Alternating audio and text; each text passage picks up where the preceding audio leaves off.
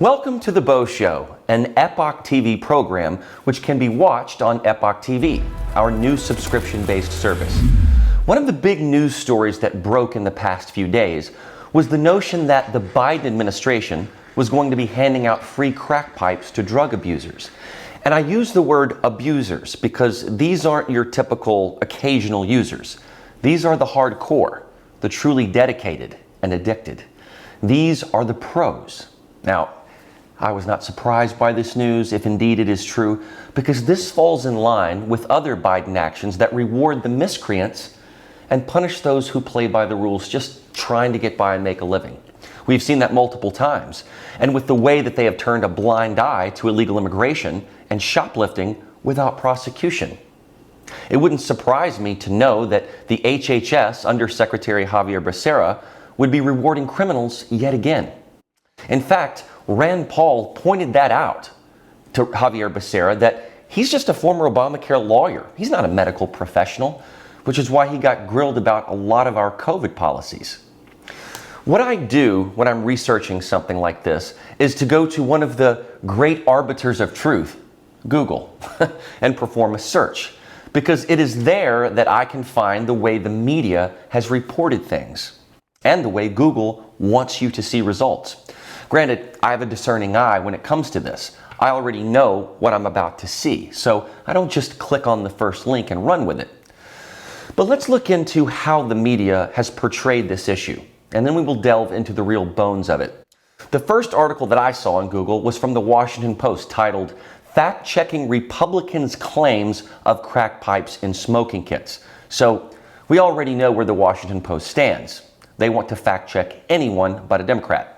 From AL.com, which runs in Alabama, the headline is, "Alabama Congresswoman tweets inaccurate claim Biden giving out free crack pipes." And they put quotes around the word inaccurate, which is peculiar. The Associated Press, supposed to be a trusted source, titles its article, "No Money for Drug Pipes. Feds Douse Social Media Firestorm." Now, Newsweek's article is a little less defined and more positive, called, "Why the Biden Administration Wants to Hand Out Safe Smoking Kits." They must follow that song, "Accentuate the Positive."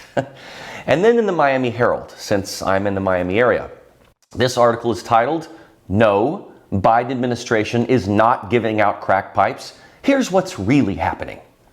I'm going to focus on this one because it is written by someone named Julia Marnin, and when you Google things to find out if they're accurate or not, I see this style of headline a lot. Titles like, "No, ivermectin won't cure you from COVID," or "No, inflation is not that bad," or "No, Neil Young is not a washed-up, decrepit, senile man." You get my point.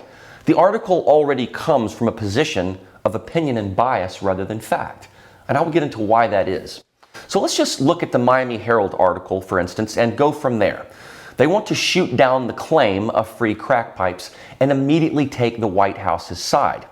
The HHS rolled out a grant program geared towards substance abuse and overdose prevention that would include funding for, quote, harm reduction, such as safe smoking kits and supplies. And the HHS decided to fire back to these claims. A spokesperson said, quote, "These comments are misleading and misinformed. The program is meant to support community-based overdose prevention programs, syringe service programs, and other harm reduction services." Unquote. Okay, so right away they're trying to use words like misinformation. And remember, I have told you to beware of that word because it has been weaponized. Dan Bongino reported that on DHS.gov, which is the Department of Homeland Security's website, a new bulletin has come out on February 7th that says the following, and this comes directly from their website. Take a look. "The United States remains in a heightened threat environment fueled by several factors, including an online environment filled with false or misleading narratives and conspiracy theories and other forms of mis, dis, and malinformation." They got a nice little acronym for it now, MDM. "Introduced and or amplified by foreign and domestic threat actors." And that one of the factors is the, quote, "proliferation of false or misleading narratives which sow discord or undermine public trust in U.S. government institutions," unquote. Do you see why I mentioned this? They are saying there is a domestic terror threat from anyone who posts misinformation, So anytime that word is used, which would be highly subjective, of course, you could be considered a threat. I've been seeing this a lot lately. Thankfully, none of my videos from my show have ever been removed due to misinformation. And that's because I back up what I say. I also don't stir the pot for no reason. I give you the most independent, fact-based analysis that I possibly can. HHS Secretary Becerra went further by saying, quote, "No federal funding will be used directly or through subsequent reimbursement of grantees to put pipes in safe smoking kits," unquote. Okay, so that's what Becerra says. This led to Senator Marco Rubio releasing the following video response on Twitter. The Biden administration is going to be sending crack pipes and meth pipes targeting minority communities in this country, underserved communities. I know that sounds insane. I know that sounds too crazy to be true. They confirmed it yesterday. They call them smoking kits, and they say it's about equity, but they have in essence confirmed that they're going to be mailing and sending pipes that can be used to smoke crack and meth to underserved communities in America. This is insanity. This isn't even about liberal and conservative anymore. This is about crazy versus normal, insane versus common sense. Where does this end? The Miami Herald calls this claim false and also buttresses that with Jen Psaki's statement that this was, quote, inaccurate reporting. So then what do these safe smoking kits include then, if not crack pipes? Psaki said they may contain alcohol swabs, lip balm, other materials to promote hygiene and reduce the transmission of diseases like HIV and hepatitis. Wait. Lip balm? That's supposed to reduce disease transmission and get a drug user off crack? Surely she's joking. Alcohol swabs? Well, that indicates you're rolling up your sleeve and getting ready to stick a needle in yourself.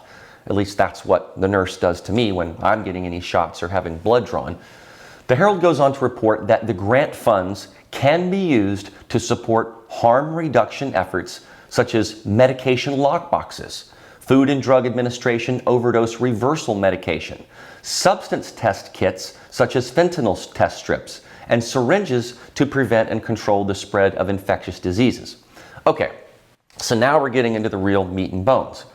Medication lockboxes. Don't really know what that solves, other than preventing another drug user from stealing your drugs.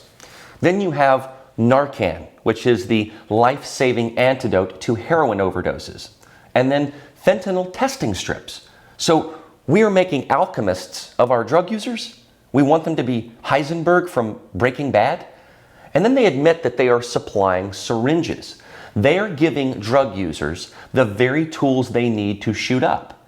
So, okay, maybe they're not putting crack pipes directly in these kits, but look at all the other things in there. Syringes, alcohol swabs, Narcan, and fentanyl strips, all so that you can have a safe drug experience today. How much will this grant cost us? Well, according to them, up to $9,750,000 per year or $29,250,000 over 3 years. That's a lot of money, folks. Almost $10 million a year or $29 million over 3 years. Is that where you want your money going? And this is how they spin it. They call all of this harm reduction. That's the fancy, politically correct way to frame drug users killing themselves. Look, we know that fentanyl is killing people because it can do so in very, very, very small amounts. And dealers many times will cut their drugs down with fentanyl. The drug user might not be aware of it, and so, well, then they die. Fentanyl largely comes from China and is readily available. If not manufactured in China, components of it are sold and sent to Mexico, where it is then made. So you can blame two main bad actors for this: China, which is no surprise, and Mexico. If you don't solve those two big problems, you can't even begin to tackle the opioid epidemic.